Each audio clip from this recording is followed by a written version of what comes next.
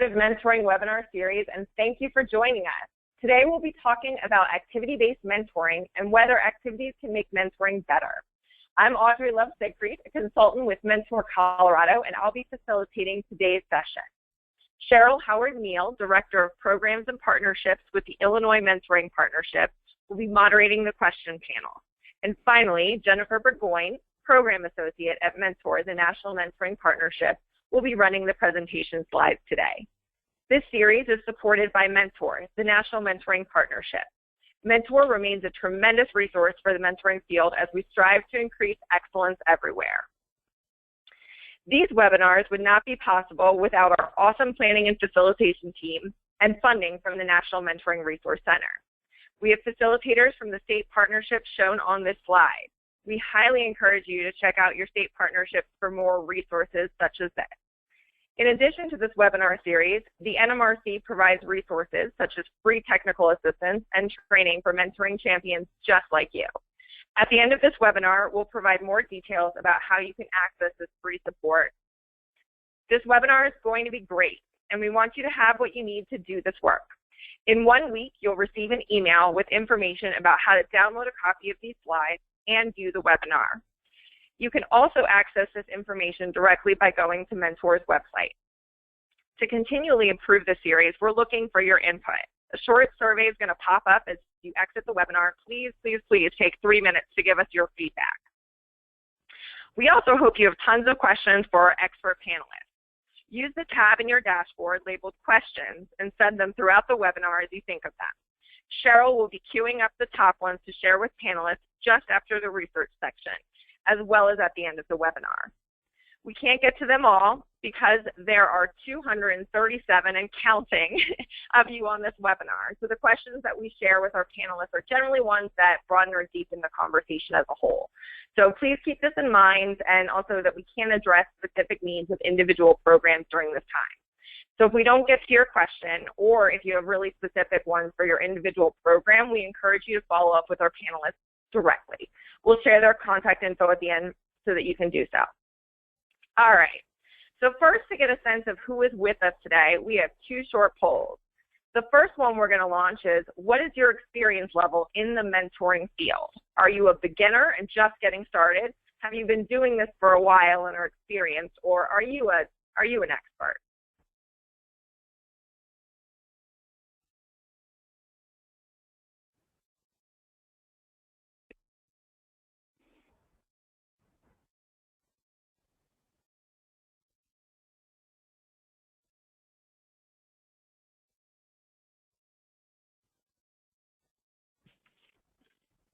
All right, let's get in those final responses.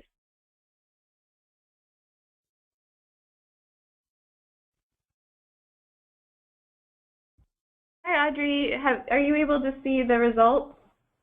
No, I'm not. Oh, okay. Well, I can let you know. So it looks like 55% of participants are experienced, 33% are beginner, and 13% are expert. Fantastic. So it looks like we've got some really experienced people on the line. That's wonderful. And then our next one is, what is your role in the mentoring field? Are you a practitioner, a researcher, a technical assistance provider, a funder, or somebody else who's just really interested in being here?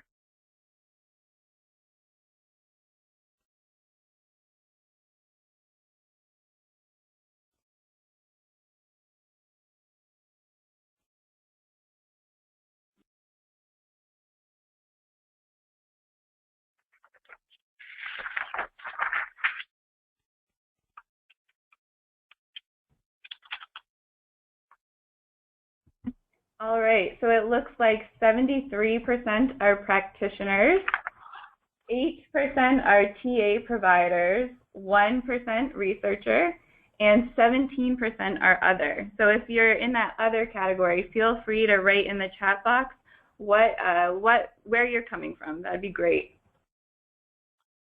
Excellent. So it looks like we have a lot of practitioners here, which is really fantastic because you will get tons of good information from our panelists today. So let's launch right into that and check out who our panelists are. We have two excellent speakers hailing from vastly different parts of the country and representing two different types of activity-based mentoring. We hope these different perspectives from Dr. Wink Lawrence of Virginia-based Young Women Leaders Program and Seth Ehrlich of Colorado-based SOS Outreach will provide you with great ideas to enhance and augment your program. So first up, Wink Lawrence is a professor in the Curry programs in clinical and school psychology at the University of Virginia. She's also a program coordinator for the Curry School of Education undergraduate major, Youth and Social Innovation, and she's the director of the Young Women Leaders Program, a mentoring program for middle school girls and college women that focuses on boosting the self-esteem and leadership skills of both age groups.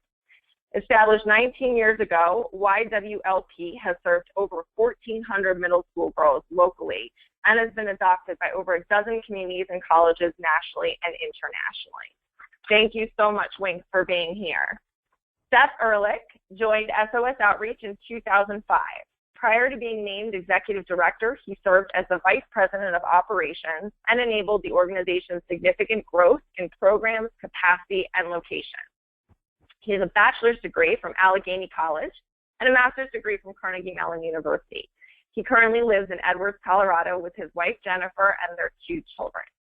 So thank you both so much for being here. Before working as a trainer and consultant here in Colorado, I managed and collaborated with a number of activity-based mentoring programs in Washington, D.C. as well. From dropout prevention to service learning to leadership development and college success, I saw and have seen the enormous impact structured activities can have on the development of the mentoring relationship, the buy-in of stakeholders, and the cohesiveness of the entire mentoring community. Today, we're going to have the opportunity to check out what differentiates activity-based mentoring from the traditional notion of community-based mentoring, what the research says about this, different models and how this could look in your program, and lessons learned from our expert practitioner panelists. So I'm super excited to be a part of this conversation because we know that mentoring grounded in evidence-based practice and practitioner expertise is more impactful for mentors and our youth.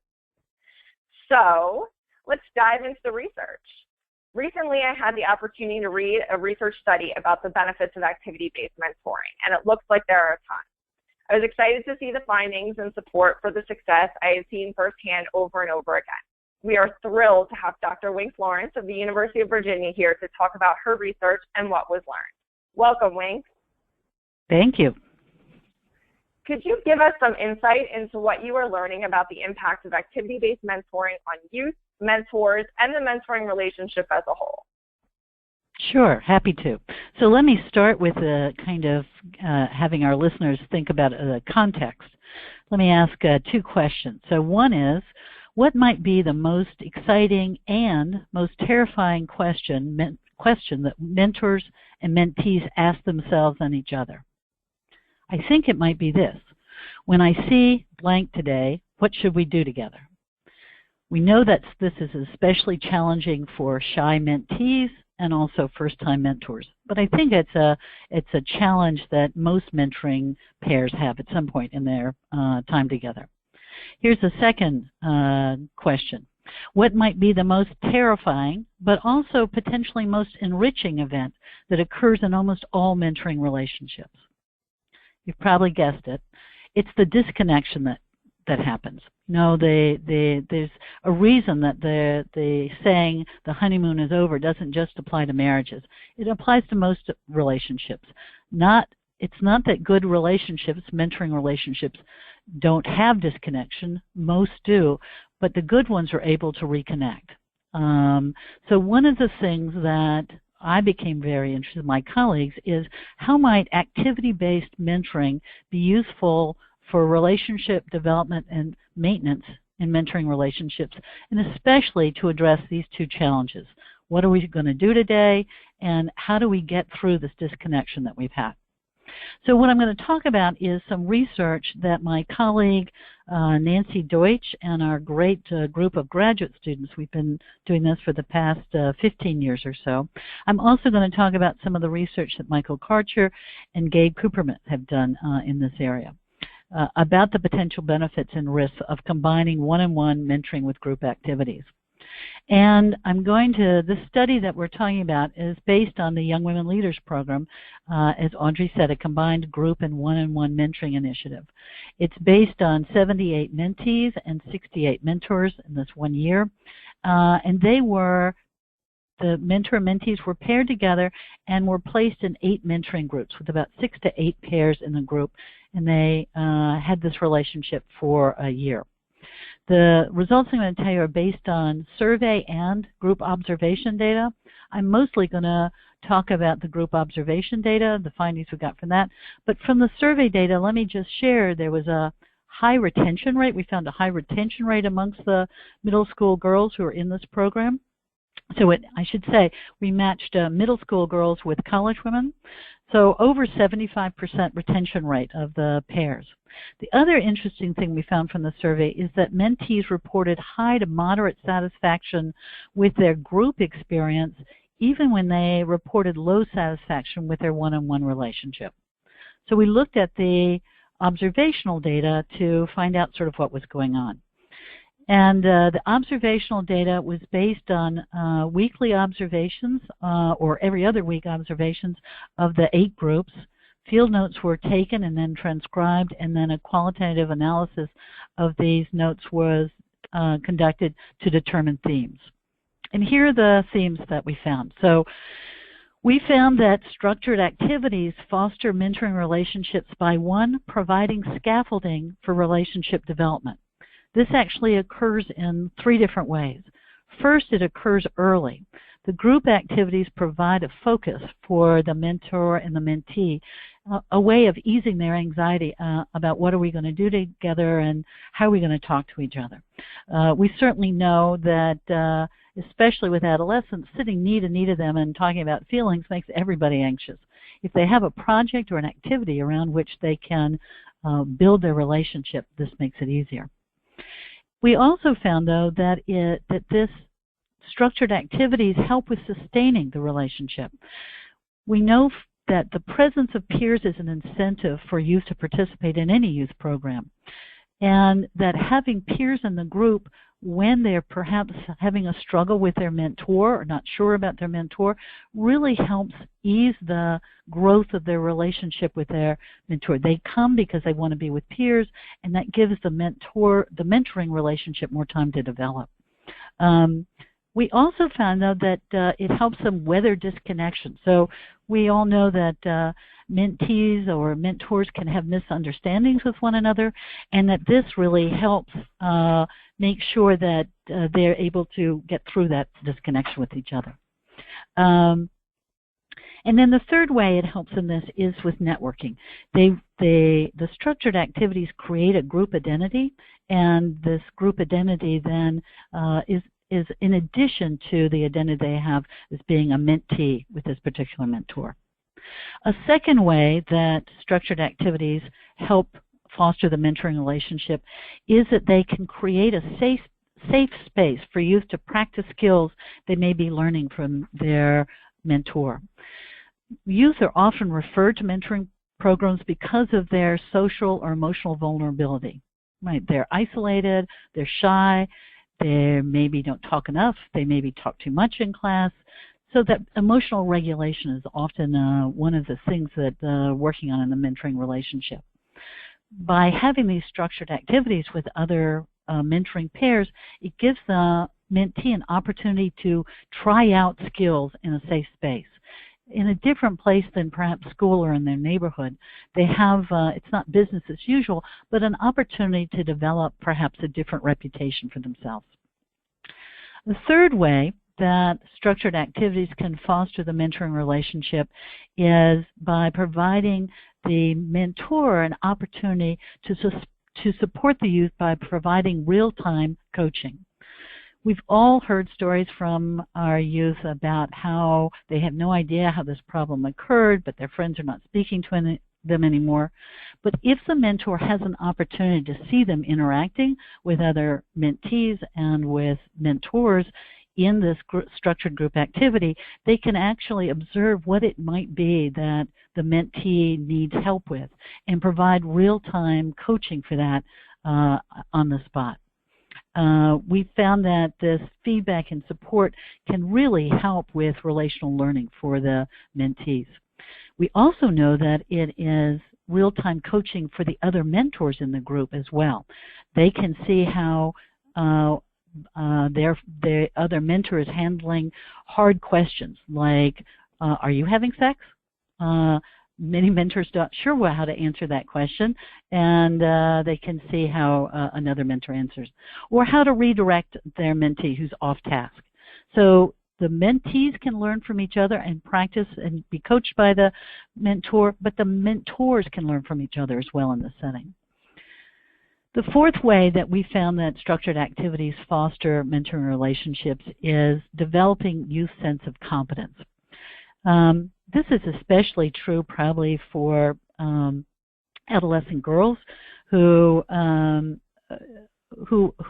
spend a lot of time talking about things, and perhaps that they are not doing things that allow them to feel like they have a real purpose, or that they have a product at the end of their activities. So we all, I think, in the mentoring want to make sure that mentees are involved in purposeful activities, and providing mentors with what some of these structured activities might be is really a nice support for them and an opportunity for the mentor to feel competent. In terms of, let me share with you a little bit this research that another study that we looked at when we were trying to figure out what exactly are the sort of benefits that the mentees might be getting from this combined mentor group and individual mentoring.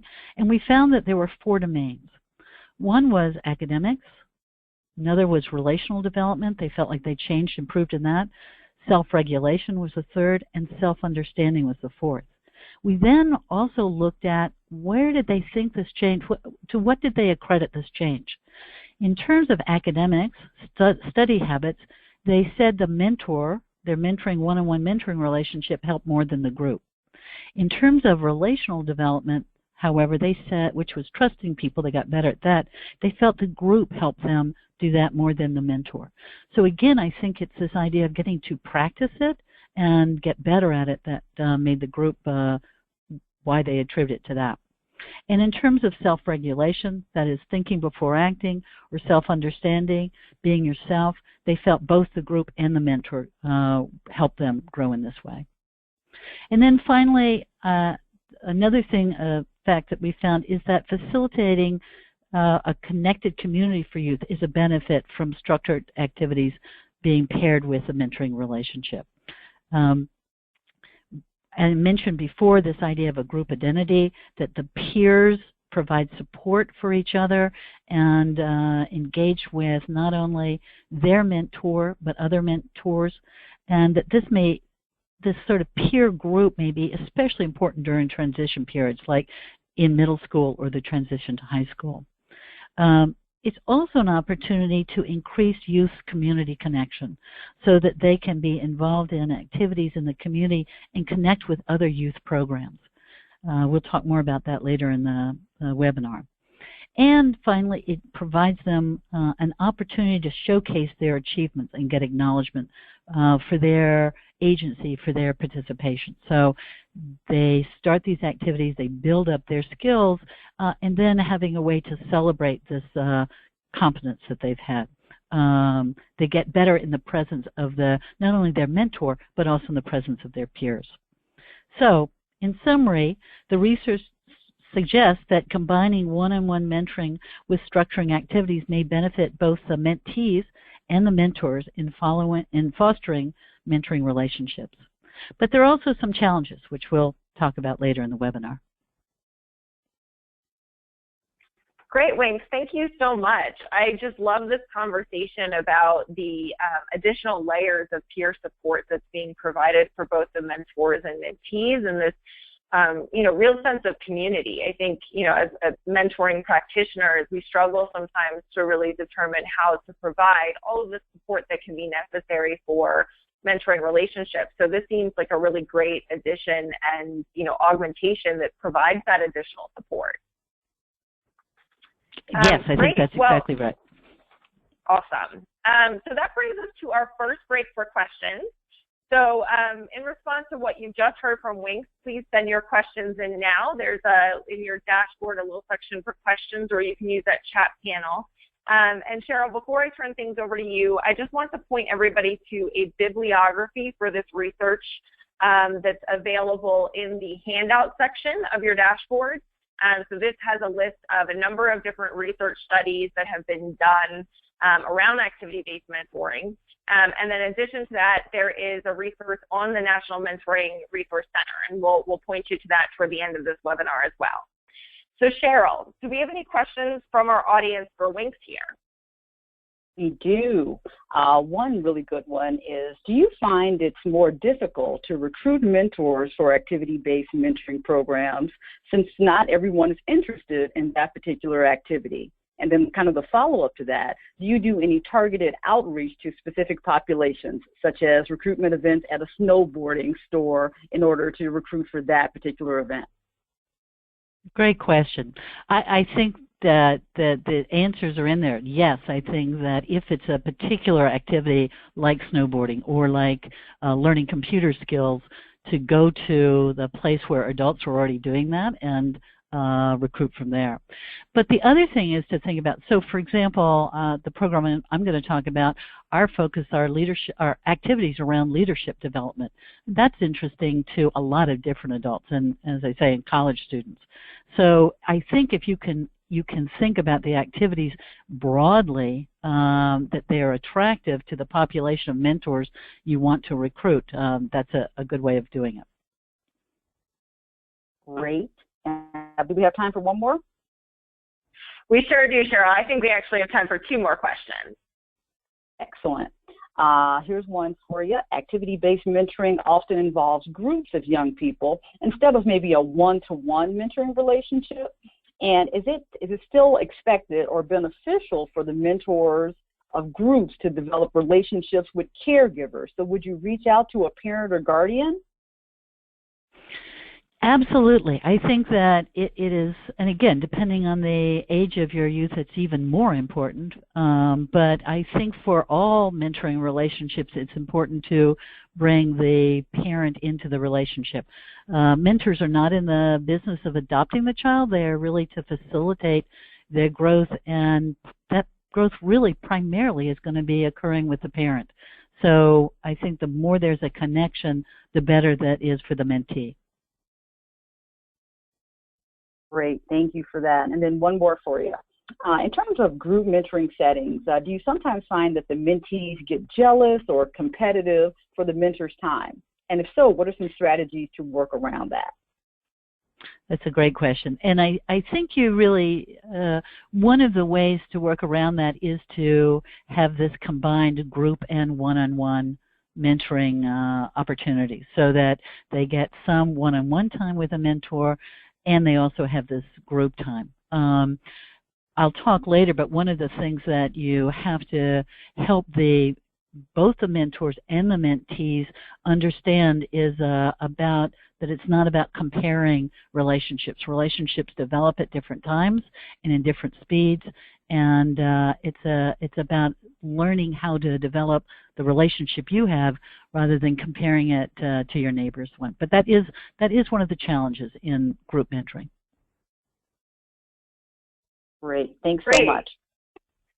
Thank you, Cheryl and Winks, both for that question and answer section. We will have another opportunity for questions at the end of the webinar. So if we didn't have a chance to get to them, please continue sending in those questions. And again, we'll also have both of our panelists' contact information so you can reach out to them directly as well. All right, so let's get right into the next part. But before we actually launch into this, let's take one more poll. So what concerns you most about activity-based mentoring? As we've talked about, there are going to be lots of challenges in this type of mentoring. So what is your greatest concern? Is it risk and liability, having the resources to do it well, recruiting both people and partnerships to support what you're doing, program design, or is it pretty much all of that?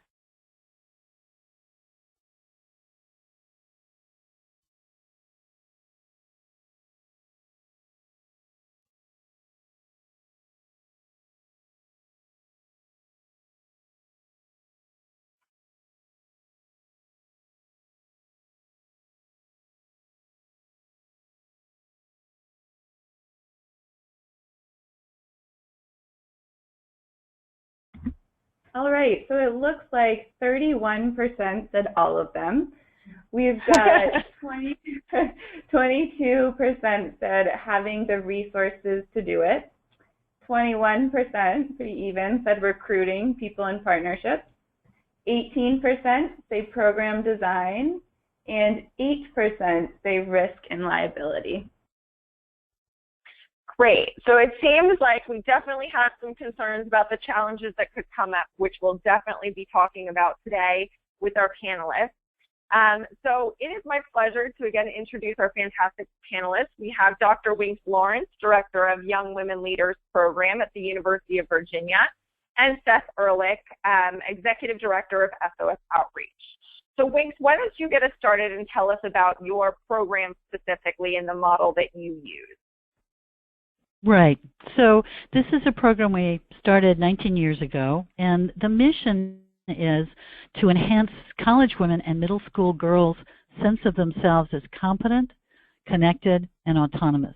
These are considered the basic psychosocial needs that are related to motivation based on self-determination theory. So we designed a program that an activity-based program that combines group and one-on-one mentoring that focuses on leadership development for these, both the college women and the middle school girls. The middle school girls are vulnerable youth. We ask schools to refer girls who are at risk emotionally, socially, or academically, and we refer to them as that somebody has nominated them as emerging leaders, and would they like to spend a year working with the college women to develop their leadership skills. So if we take a look at and it's an after-school program, if we can go to the next slide, I'll show you the structure that we've developed. So the mentors are, as I said, college women recruited from across the University of Virginia, all the different departments, and they're in a class for an hour a week in the first semester learning the research and theory on best practices on mentoring and adolescent development. They also are in an hour a week in peer supervision with their mentoring group. So as I mentioned before, 6 to 8 pairs are in a group, and they meet to talk about the curriculum and to figure out how to adapt the curriculum to best serve the needs of their particular girls.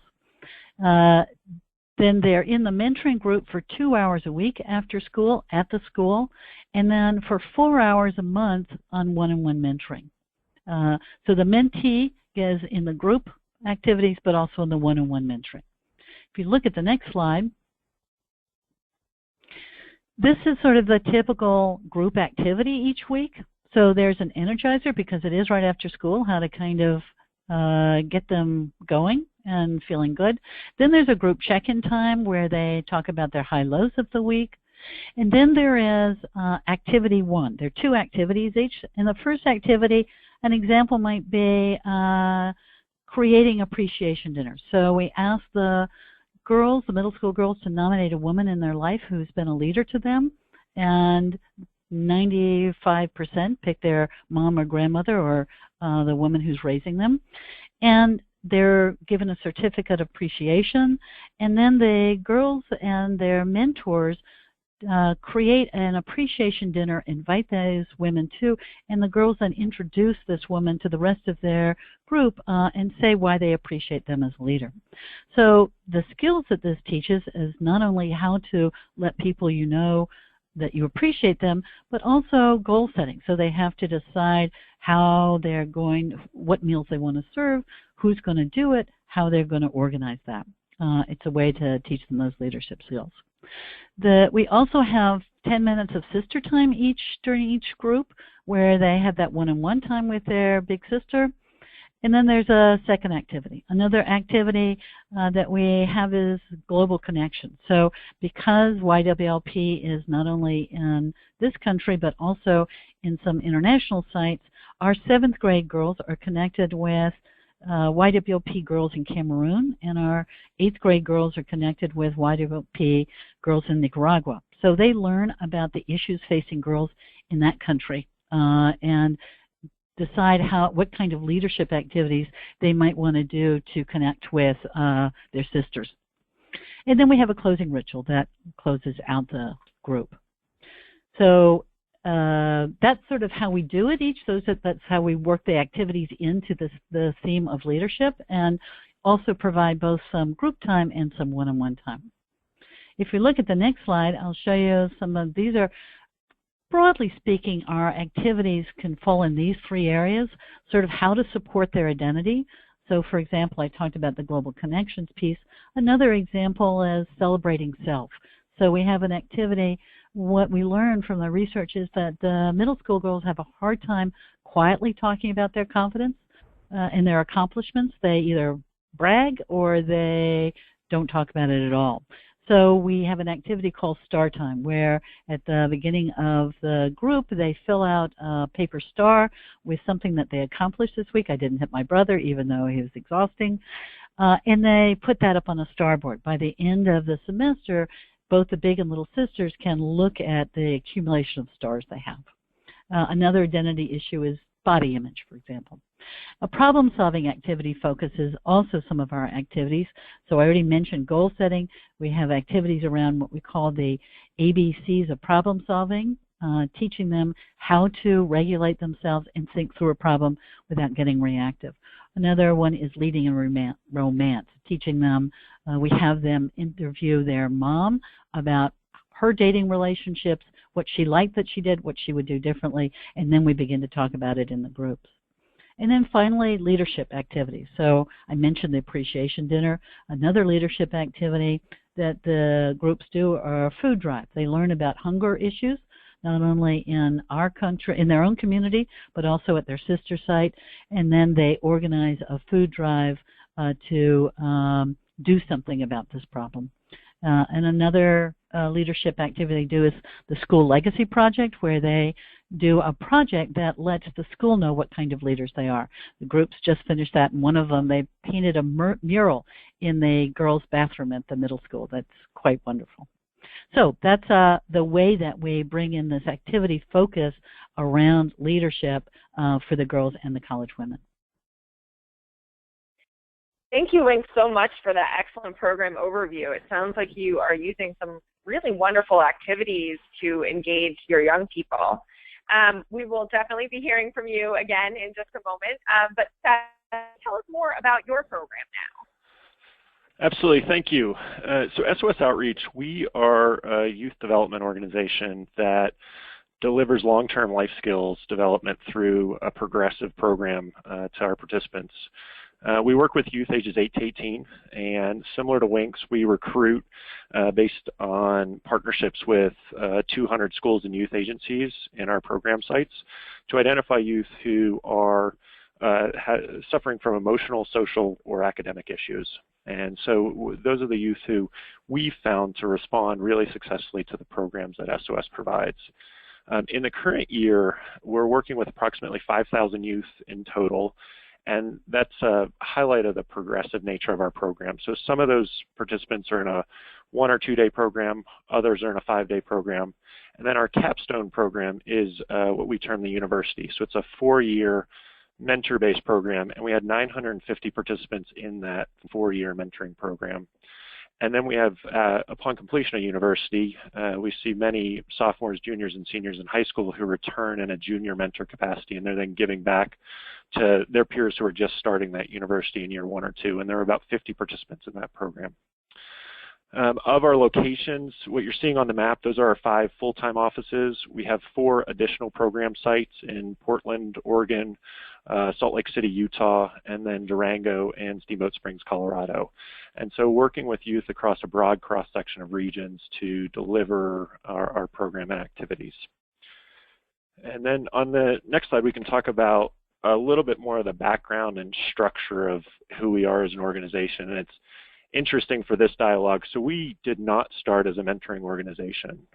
SOS started in 1993, originally to introduce youth to snowboarding and the sport of snowboarding. And we partnered with mountain resorts to gain access to the mountain, and we provided a 1-day program that then grew to a 5-day program. It was quickly that we realized we were missing an opportunity, and as participants graduated from those introductory experiences, they came back to us and said, "What's next?"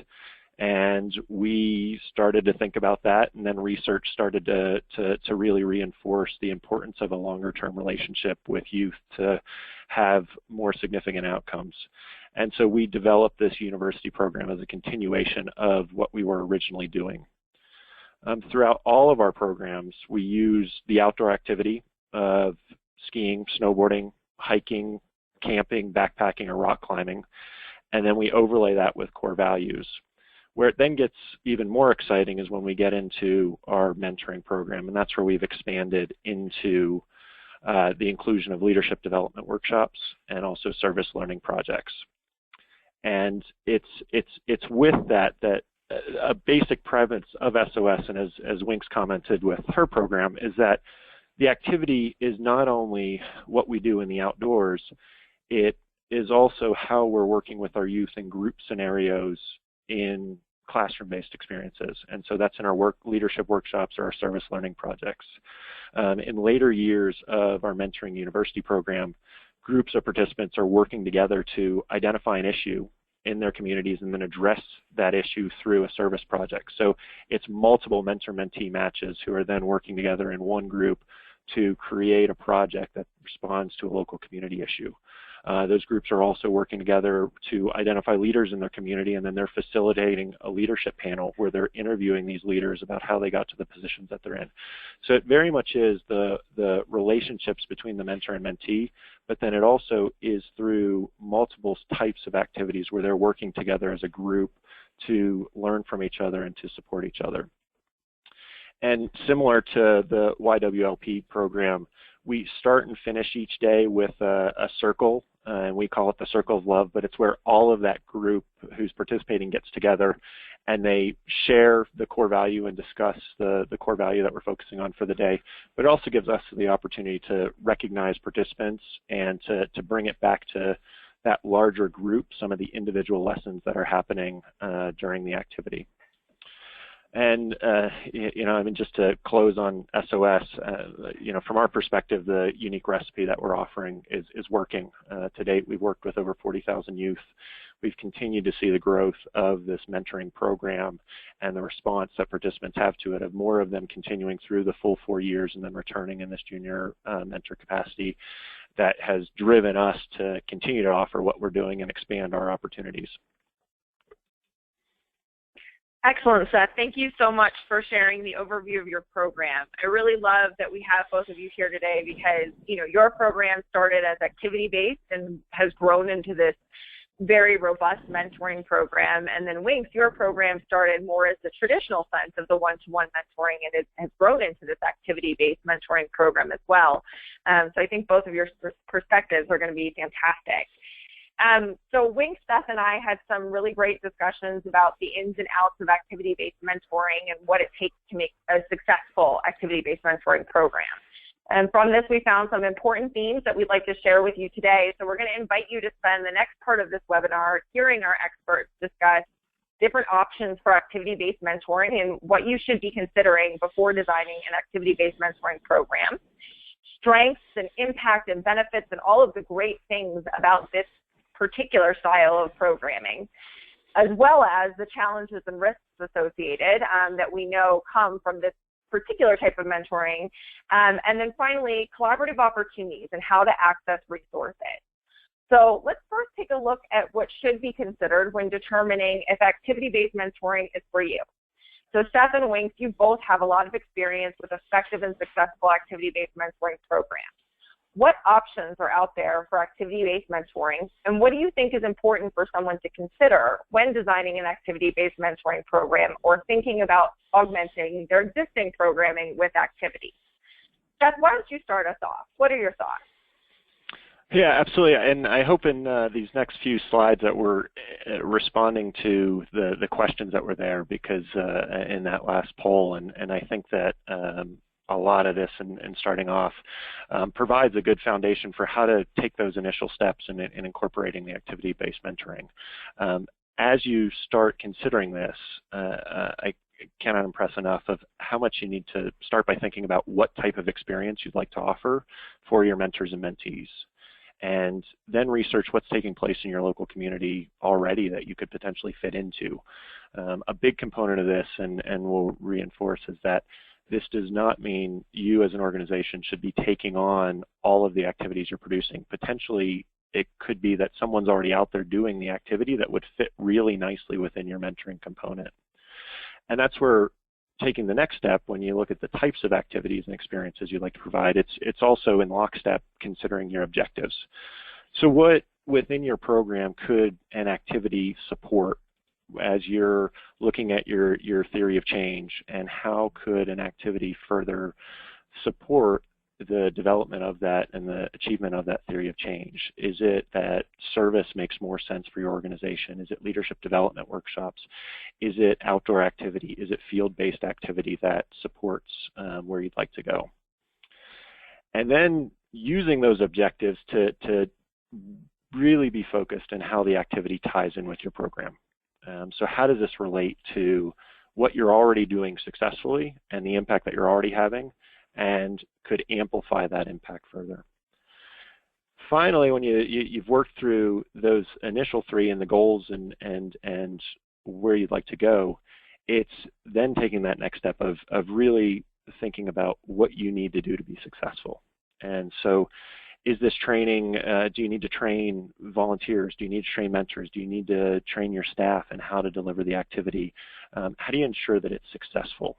Because without that training that's in place, you'll see potentially challenges within the relationships that are there, and that's the last thing that you want to do in rolling out an activity. And then the collaboration. It's through the consideration of resources that you need that you can then ask good questions about who's in your community or who's in your existing mentor network already, who's on your staff, who could help you to facilitate the activities that you're considering to offer, and really tighten this up so that it is well thought out and well integrated within your overall goals of the program. Great, thanks, Seth. And thanks, what are your thoughts about options for activity-based mentoring and what programs should be considering? Right, well, I'm going to piggyback on what Seth said, but I think he covered the sort of types of activities. Again, I would reiterate, you don't have to develop them all yourself, but to really think about what's already involved in youth programming in your community. In terms of objectives for adding them, I'm going to borrow from the research of Michael Karcher, and he talks about thinking about the purpose of adding your activity. And he talks about the future and the fun. So fun activities are critical early in the development of mentoring relationships. Nobody wants to do boring activities to start off. So really making sure that your activities have fun. But you also want to have future-oriented activities, activities that support youth success in the future. So skill building or career exploration kind of activities. And the best of all worlds is if you can have activities that do both future and fun. In terms of focus, Michael Karcher also talks about a continuum of relational focus, goal-oriented focus, and balance. Relational activities that support the development of what we know are critical for the mentoring relationship: mutuality, trust, and empathy, as Gene Rhodes has taught us. But also goal-oriented activities. So that might include things like tutoring or learning how to use a computer, learning how to snowboard. So thinking about what is the focus of those activities.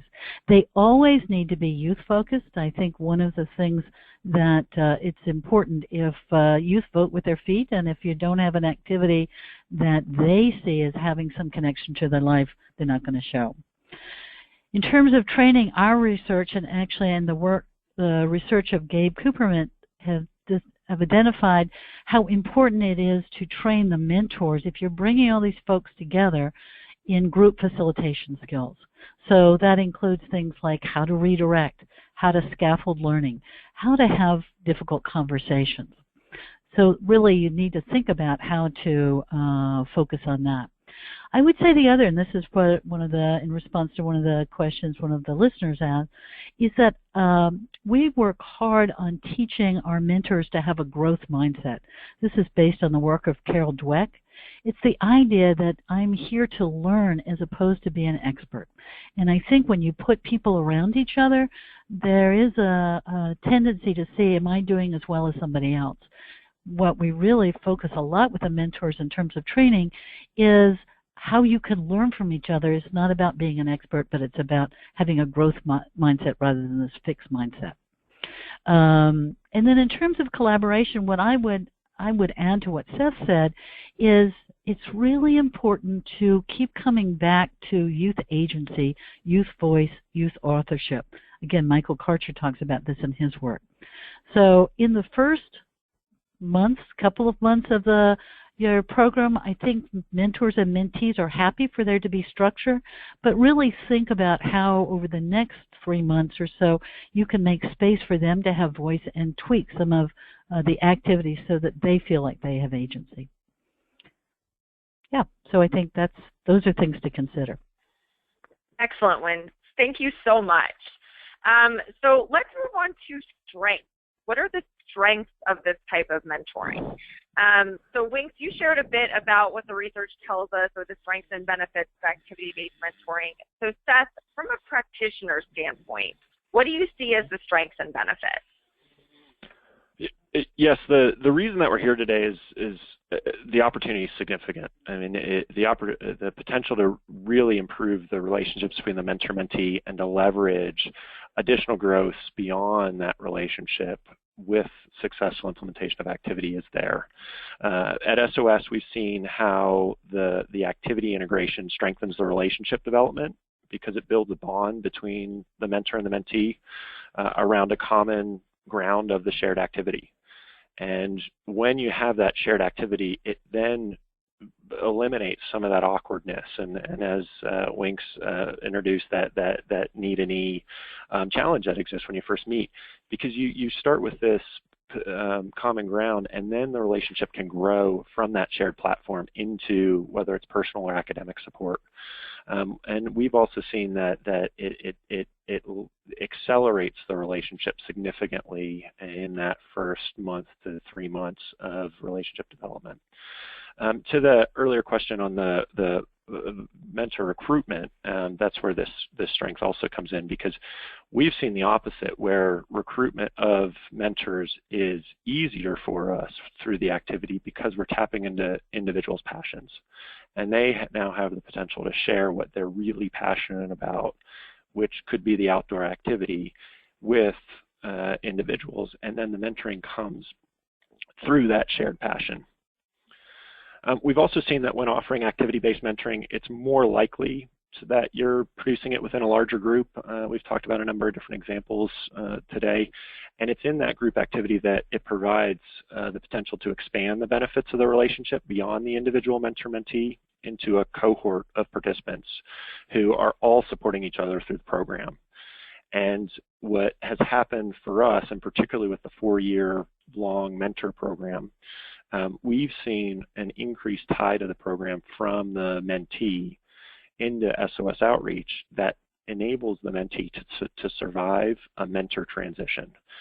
Whereas without that group activity, we've had concerns of whether or not the mentee would then continue with the affinity to SOS, but no, they now have a cohort that they've done with the activity that then supports their continued engagement. And then finally, the results that are able to be leveraged through the activity alone. And that's where, if it's the leadership workshops, if it's service development, you're able to then expand the impact of your mentoring program beyond what exists through a traditional mentor-mentee relationship. And how is that skill development that happens when you're completing a service project or working through what you can address in your community, or the achievement of climbing a rock wall that you never thought you could do with your mentor and with your group of peers, that you then bring that self-confidence back. So there's an additional engagement opportunity that promotes results over and above what the relationship would traditionally provide. That's great, Seth. It sounds like there are tons and tons of benefits to this type of model. Winks, do you have anything to add to that we haven't discussed already? No, I think that captures them. I think again, this idea of multiple relationships for the mentee to develop and learn from and practice with. So, yeah. Awesome. So let's move on to the challenge part, what makes this difficult.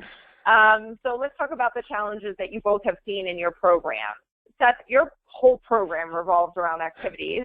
So tell me a little bit about some of the challenges you faced as a result of this. Yes, and it's to that poll, it was spot on, and the incorporation of activities does present challenges.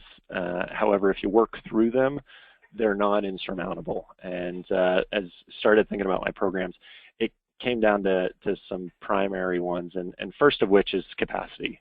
And so what's the capacity within your organization to implement an activity? And so to be successful, the activity should not just be something on the periphery. It shouldn't just be something that you put on the calendar that someone else is at another program site. Really think about how this ties into the component of your overall program and how you're integrating into the full curriculum. And do you have the capacity to do that? This also, the capacity question goes a step further in looking at, do you have the ability to train, whether it's your staff or your mentors or your volunteers or anyone else involved, so that they can be successful at implementing the activity? It's not as simple as providing a basketball and saying there's the basketball court, go play. It really is ensuring that there's a positive coaching curriculum that takes place in there that overlays and supports the successful mentor-mentee relationships. The equipment, if you do not have the equipment that's available so that participants can be successful, you're defeating the self-confidence opportunities for development. And schedule and is an important one to really look at how this fits in to ensure that that group can come and can benefit from it. Risk, it's there, and let's not understate it. It revolves anywhere from insurance considerations for your organization of how to protect yourselves and what that means, but also what skill level do you need within your organization to provide the activities that you're talking about. How do you secure the quality equipment needed to mitigate that risk, or the trained guides if you're going to be doing outdoor activities. But really looking through what this then opens up for the organization in risk, and you need to consider it and then evaluate who's in the community or how you can mitigate that risk. Outcomes. So how can you as an organization be very intentional around the goals of the activity and how it integrates into the goals of your program? We saw when we expanded into summer programming, we made a big mistake because we thought we just opened the door to summer and existing winter participants are going to go right into summer programming and we'd have a year-round program right out of the gate. It took us 5 years of mistakes to figure out how to create a really unified winter and summer curriculum that promoted year-round engagement for our participants. And that's a similar lesson learned for other organizations. It's not just about saying, all right, we're all going to go out and go rafting or do this service project. It is, how does this tie into the overall program and what you'd like to accomplish? The preparation touches a lot on the risk. So how do you train your mentors not just on the traditional mentor-mentee relationships that many of us are very successful with, but how can you have a separate training that focuses on the activity and how to set them up for success through the activity of encouraging and supporting their mentee through what you're adding into the program curriculum so that they know and are prepared with questions to ask or conversations that should be happening to facilitate that dialogue for success. And then finally, it's resources. And where I've seen that this come up as a big challenge is that too often we as organizations and SOS, we've thought about this and we look too much internal that we need to produce this activity. And right out of the gate, we say this makes sense and we need to build the whole scaffolding to produce it. The reality is, turn that on its head, because there are many organizations out there who could be offering something similar that would work really well with you. And if you're able to leverage that existing, whether it's a for-profit provider of a program or it's a nonprofit organization that can help you to provide the activity and it fits well within your program, and you bring a program staff member out there to facilitate, it could be a win-win for everyone, and you've mitigated a lot of your risk and other capacity issues. Excellent. Thank you so much, Seth. And Winks, have you faced similar challenges in your program, or do you have some new ones to add to this as well? Yeah, I think Seth covered it nicely. Let me just add some sort of smaller challenges. One is you're thinking about capacity. Again, if you're thinking about groups, thinking about what is the sort of ideal group size. We found that 6 to 8 pairs in a group is about the optimal size. Too few, and if somebody is sick or not coming, they feel like the group's not really there. Too many, it's harder to manage. So thinking about that number.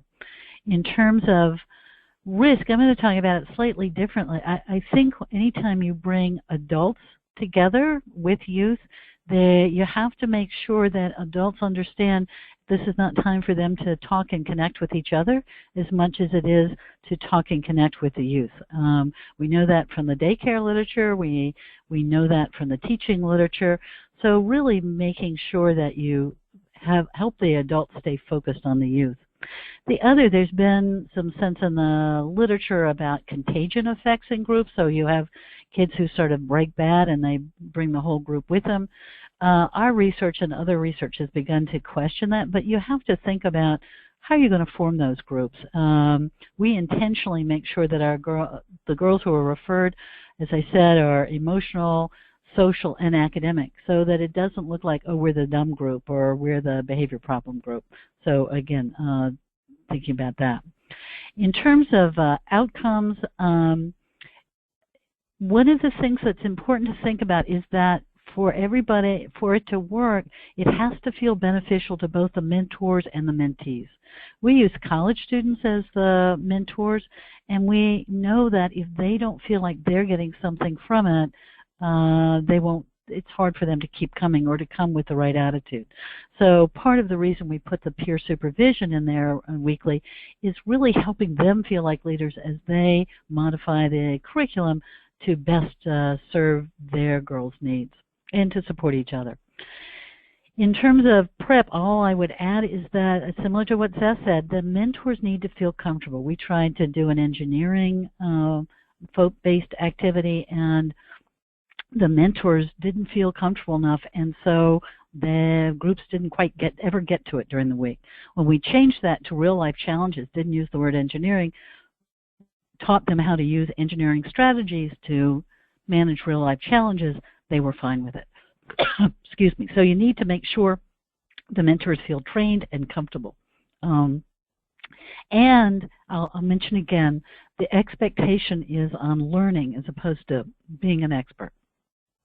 I think I'll stop there. Excuse me. Wonderful, Winks. Thank you. And those sound like some pretty difficult challenges to face, but luckily that brings us to our next topic in the conversation, which I hope can alleviate some of those challenges, collaboration. So I talk about this often, but we all know that we can't tackle society's problems alone. We just simply don't have the capacity. But we do have many opportunities to work with excellent programs and groups that can augment what we're already doing as organizations with their own expertise. So Seth, you and I have talked about this a lot, and I know that collaboration is something that's near and dear to your heart. So could you provide us with some insight about how you've used collaboration for your organization's benefit and how you think our audience could do so as well? Absolutely. And yes, I mean, the challenges are significant, and that's where if you start by working through the options and considerations that we discussed earlier, you will be prepared within your organization to respond to these challenges effectively. And the biggest reinforcement that I'd like to share is for everyone to not think that you need to create these activities on your own and exclusively internally to your organization. If you're interested, there are a number of organizations out there to support, similar to SOS. If you're looking at outdoor, we can talk you through it. There are some large nationwide collaboratives that can help point you in the direction of organizations that would be in your backyard if you're looking at outdoor activity, and they're in the resource slides coming up, that you can reach out to and say, hey, I'm in this community, I'd love to add something to my mentoring, who's there? And you research what programs are in your backyard and have the conversations with them so that you can learn from them and what they're specializing in providing, whether it's outdoor, field-based, court-based, service-based, or leadership-based. And it's through the leveraging of those partners that your mentoring program is positioned to alleviate the above-mentioned risk while providing a really high-quality program and curriculum experience for the mentors and mentees involved. And also to not understate, and I can say this from SOS's perspective on the recruitment of kids, that mentoring programs offer a lot to existing organizations who are bringing youth into the outdoors, particularly. We have well-vetted participants who have demonstrated need.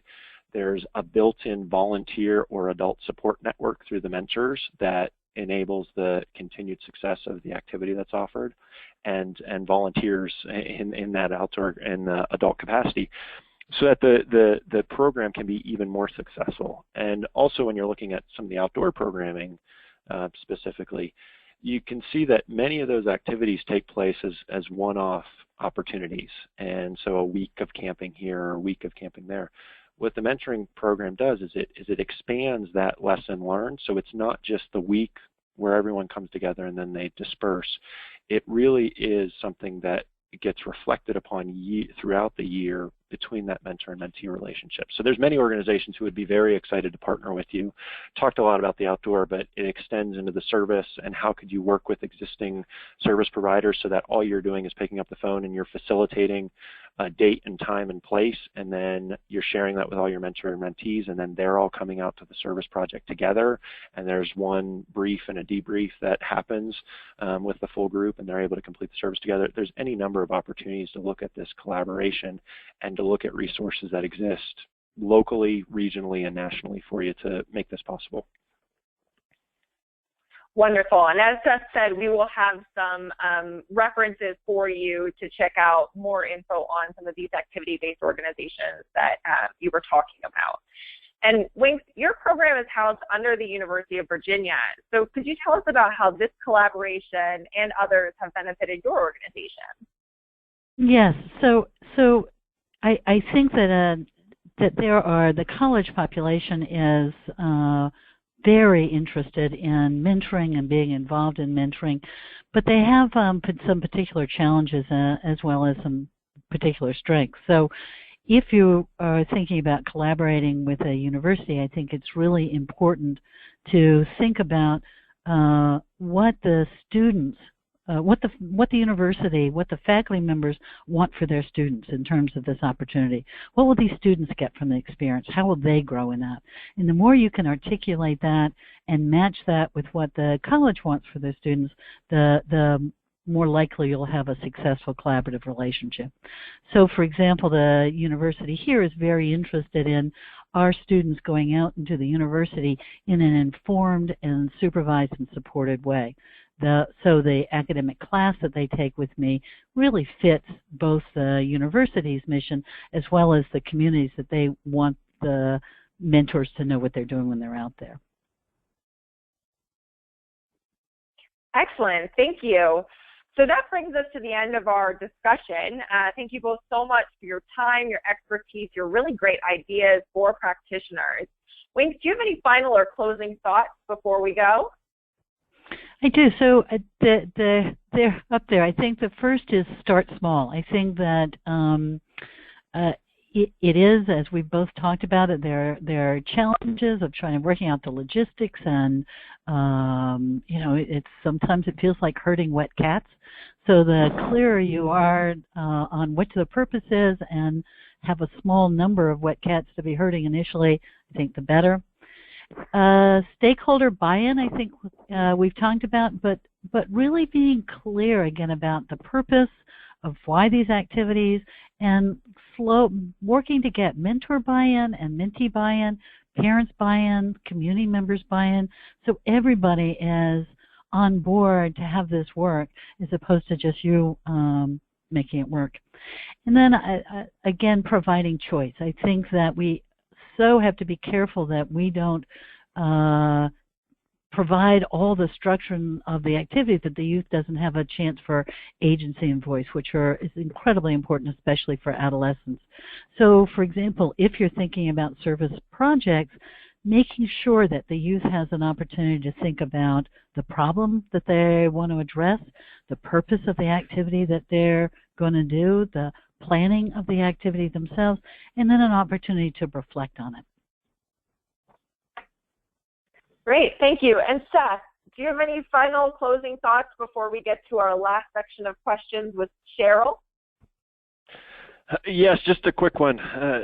The potential to strengthen your programs is strong through the integration of activities, and we've seen at SOS firsthand how the bonds that are developed through mentors and mentees happens within the structure of our program. And I just challenge all of the listeners on the call to think about what you can offer within your current program structure or as a stretch within your structure to coordinate with resources in your community and increase a relationship between your mentors and mentees. Great. So that brings us to our final set of questions. Cheryl, do you have a few great questions to close us out? We do, yes. A lot of folks on the call are interested in the types of activities, at least from a youth perspective, that they found to be really fruitful and that they got a lot out of. Could you give us some examples of those types of activities that, again, coming from the youth, they found this super beneficial? Well, yeah, Seth, why don't you start? So it's interesting for us, and it touches on your fun and future comment winks. We saw, and we hear it consistently from our long-term participants, that it's the outdoor activity that engages the participants in what they do and excites them for SOS as an organization. However, it's the service that they're consistently proud of and excited about returning for.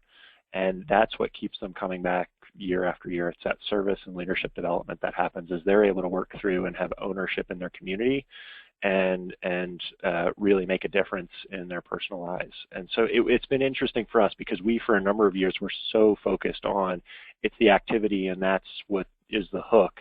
And the reality is it's the activity in lockstep with the service and the leadership.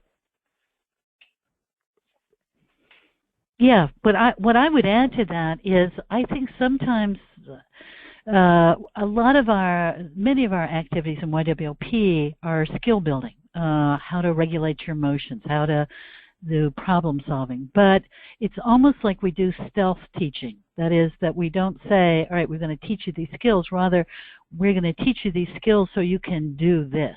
So I think organizations should think about, again, this idea of what's the purpose? What is it that you want youth to have at the end of those? And then how do you build those activities to help them have those skills?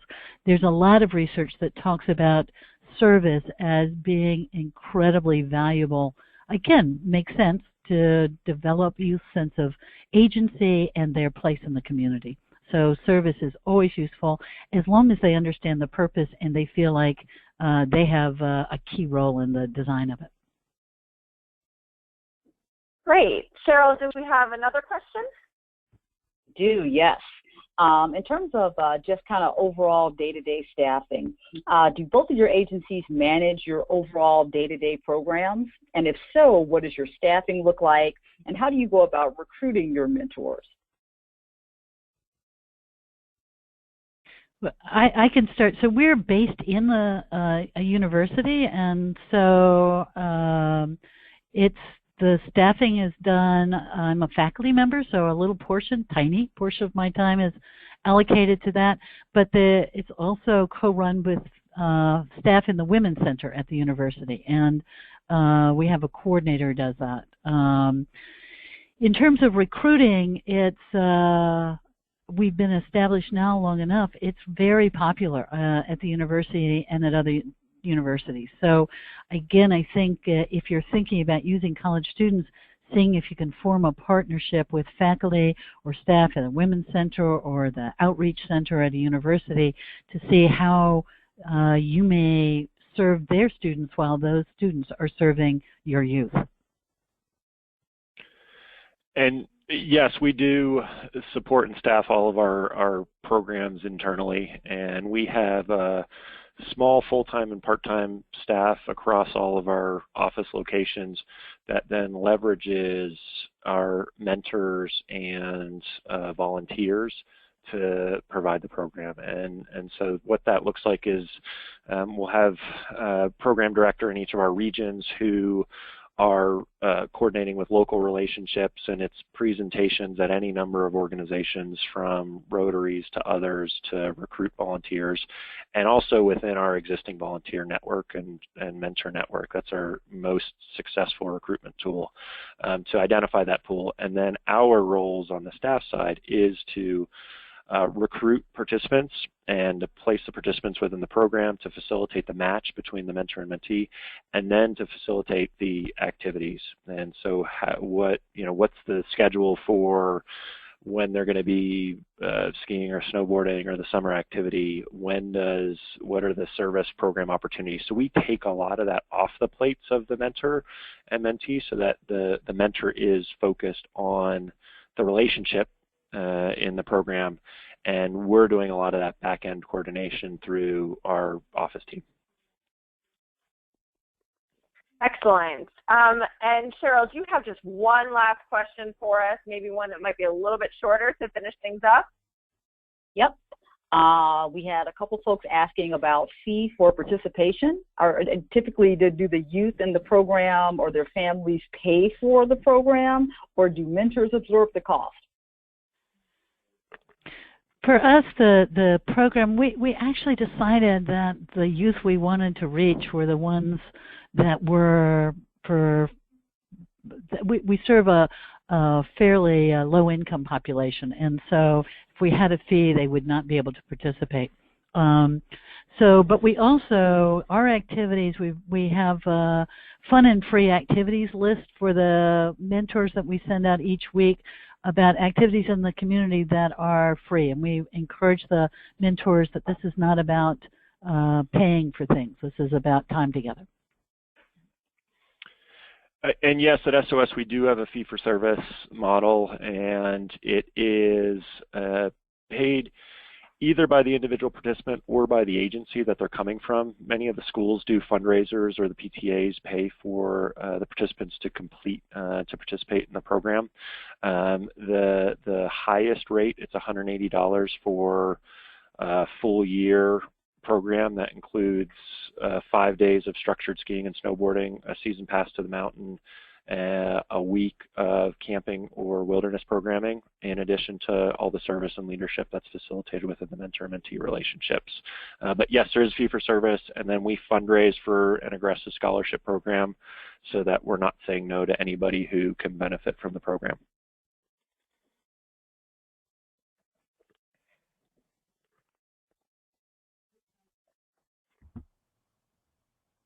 Audrey, are you there? Hi, so sorry about that.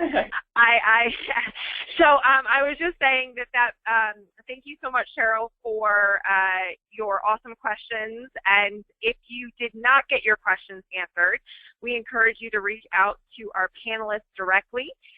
Edith, Winks Lawrence, and Seth Ehrlich, thank you so much for being here today. If you're interested in learning more about activity-based mentoring, we have 3 great resources for you to check out. So check out Up to Us, Transforming Youth Outdoors, and finally the NMRC's recent review of this research.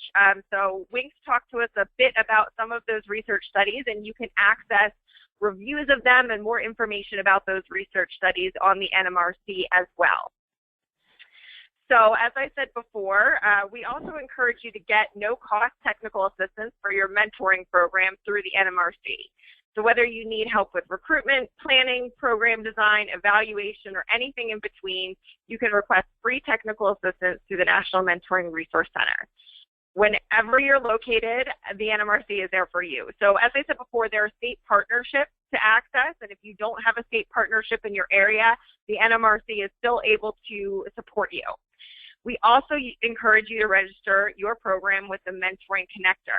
This is a national database of mentoring programs.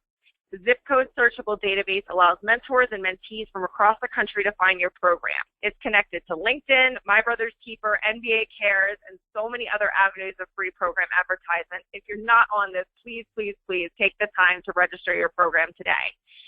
As a reminder as well, 1 week after this webinar, all of the attendees will receive an email with a link to the Collaborative Mentoring Webinar Series webpage. We'll post the recording, slides, and additional resources that we've provided today. Also, don't forget, we want your feedback. At the end of today's webinar, please answer the short survey and help us to make the series even better. We take all of your feedback very seriously and use this when we're making adjustments and revisions. So visit the Collaborative Mentoring Webinar Series page on Mentor's website for an archive of all past webinars and information about any of our upcoming webinars. Thanks again to everyone for joining today. Please join us next month on Thursday, May 19th for our next webinar, Mentoring in Rural Communities, where we'll have some successful rural programs from across the U.S. sharing their best practices for you. Thanks again and have a great day.